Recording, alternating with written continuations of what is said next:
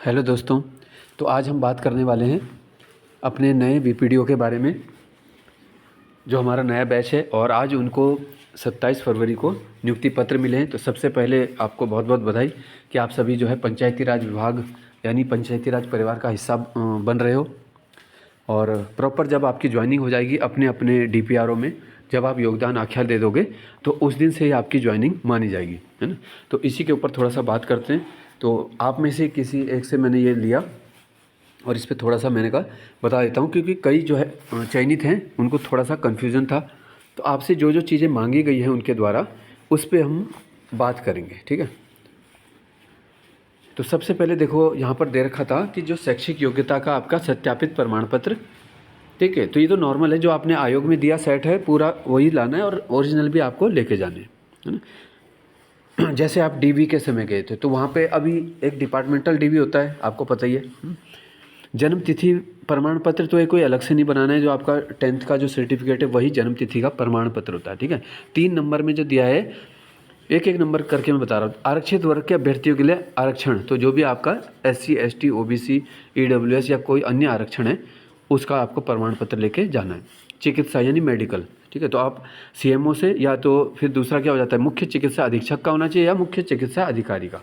तो ये आपको अपना मेडिकल एक तो सामान्य मेडिकल होता है ना, ये कोई डिफेंस का मेडिकल नहीं है, अभी नॉर्मल आपका मेडिकल होगा वो आपको ले जाना है। फिर है विवाहित या अविवाहित होने का शपथ पत्र, ठीक है। तो आपको अपना नाम, पिता का नाम, एड्रेस लिख देना है और उस पर नीचे लिख देना है कि मैं घोषणा करता हूँ कि मैं विवाहित हूँ या अविवाहित हूँ, जो भी आपकी वर्तमान स्थिति है वो आपको बता देना है, ठीक है। फिर आपका चल अचल संपत्ति का, ठीक है। तो 2 एफिडेविट यहाँ पे आपके हो रहे हैं। एक तो आपको मैरिड या अनमैरिड होने का प्रूफ देना है। ये इसलिए होता है कि आप सेवा में आते समय झूठ ना बोलें। आपने कोई शादी कर रखी है, आप विभाग को नहीं बता रहे हैं, चोरी से आपने, है ना, इस प्रकार से इसीलिए किया जा रहा है। दूसरा एफिडेविट आपका चल अचल संपत्ति से संबंधित है, ठीक है। तो चल अचल आप जानते ही हैं, अचल संपत्ति क्या होती है, जैसे लैंड है हमारी, कोई प्रॉपर्टी है, घर है, ये सब अचल है। चल संपत्ति में आपकी मूवेबल चीज़ें हो जाती हैं, आपके अकाउंट्स में कितना बड़ी धनराशि है या आपके पास गाड़ी वगैरह क्या क्या हैं।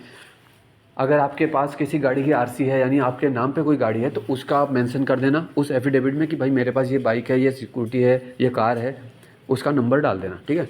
या आपके पास कोई ज़मीन या आपके नाम पे है ना, आपके फैमिली मेम्बर के नाम पे, तो उससे कोई दिक्कत नहीं है। आपके नाम की बात कर रहे हैं, आपके नाम पे कोई है लैंड या घर है, उसकी जानकारी दे देना। अगर नहीं है तो कोई दिक्कत नहीं, क्योंकि ज़्यादातर का अभी फादर के नेम पे होता है तो वो बहुत कम के नाम पे होगा ऐसा, ठीक है।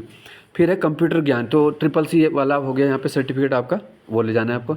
2 राजपत्रित अधिकारी द्वारा चरित्र, तो आपको कैरेक्टर सर्टिफिकेट कोई भी गेस्टेड ऑफिसर आपका बना देगा, ठीक है। चाहे आप हॉस्पिटल, सरकारी हॉस्पिटल के, है ना, वहाँ से बनवा लो, या इंटर कॉलेज जो सरकारी होता है उसके प्रिंसिपल बना देंगे आपके, या तहसीलदार बना देंगे, तो जहाँ आपको सुगम लगे आप बना लेना। फिर है बैंक अकाउंट की जो आपकी पासबुक है उसके पहले पेज की फ़ोटो खींच लेना, वो हो गया आपका। आधार कार्ड, पैन कार्ड, ये तो सबकी पॉकेट में ही रहता है ना, तो ये भी ले जाना है, ठीक है। 2 फोटो बोला है तो 2-4 फोटो एक्स्ट्रा ही ले जाना। मूल 10वें नंबर में लिखा है मूल स्थायी, तो डोमिसाइल हो गया आपका, ठीक है, ये भी सिंपल है। फिर 11 नंबर पे है, ये कईयों को समझ नहीं आया था कि क्या है, 5000 का, इसे बोलते हैं राष्ट्रीय बचत पत्र, NSC आपको बनानी होती है और ये अधो हस्ताक्षरी के पदनाम से होना है, ठीक है। तो ये जिस भी पोस्ट ऑफिस से आप ये बनाओगे तो हमेशा ये ध्यान रखना कि मेन पोस्ट ऑफिस से बनाओ तो ज़्यादा अच्छा है, तो दिक्कत नहीं होती है ना। तो मान लो आप ऋषिकेश के भी हो तो आप देहरादून जो GPO है ना, बड़ा पोस्ट ऑफिस है घंटाघर के पास, वहाँ से बनवा लो। या आपको मान लो पौड़ी भी ज्वाइनिंग लेनी है तो पौड़ी के पोस्ट ऑफिस से भी बन जाएगा। अधो हस्ताक्षरी कौन होता है, तो जो आपकी ज्वाइनिंग करा रहे हैं, जैसे DPRO, उस जिले का DPRO ही आपका अधो हस्ताक्षरी है, उनके नाम बंधक करना है। यानी आप वहाँ पे जाओगे जब पोस्ट ऑफिस में तो ये बोलना मुझे इस नाम पर प्लेज करवानी है 5000 के राष्ट्रीय बचत पत्र, तो वो समझ जाएंगे, वहाँ पे मोहर मार के आपको 5000 आप डिपॉजिट करोगे और अंदर एक मोहर मार देंगे वो, ठीक है, इसके नाम पर 5000 रुपये की बंधक हो गया है, ठीक है। तो उम्मीद है आपको ये समझ आ गया होगा कि क्या आपको इसमें क्या क्या ले जाना है। तो देखो, जिनके पास अभी तक जॉब नहीं है ना, वो तो जल्दी से जल्दी ज्वाइनिंग ले लेना, जो भी ज़रूरी है।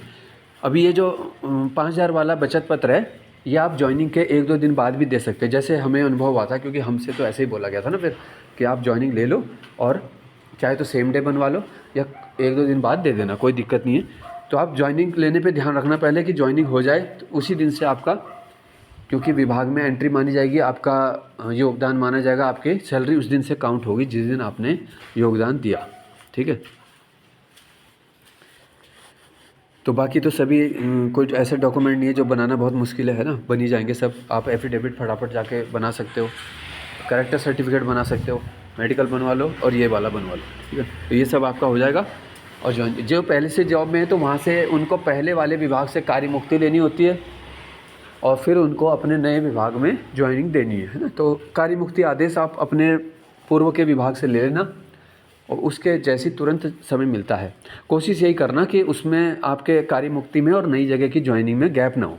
ठीक है, मतलब वो कोई दिक्कत तो नहीं होती, लेकिन जितना जल्दी ले लो तो अच्छा ही है। ठीक है, जैसे मैंने पिछले साल हमारी भी इसी समय हुई थी लगभग, तो 5 मार्च को मैंने ऋषिकेश में जॉब छोड़ी थी, 6 मार्च को मैंने पौड़ी में ज्वाइन कर लिया था। ठीक है, इसी टाइमिंग को देख के आप भी कोई सा भी दिन के हिसाब से कर लेना। तो एक बार पुनः जो है आपको आप सभी को बहुत बहुत शुभकामनाएं जो पंचायती राज परिवार में हमारे शामिल हो चुके हैं।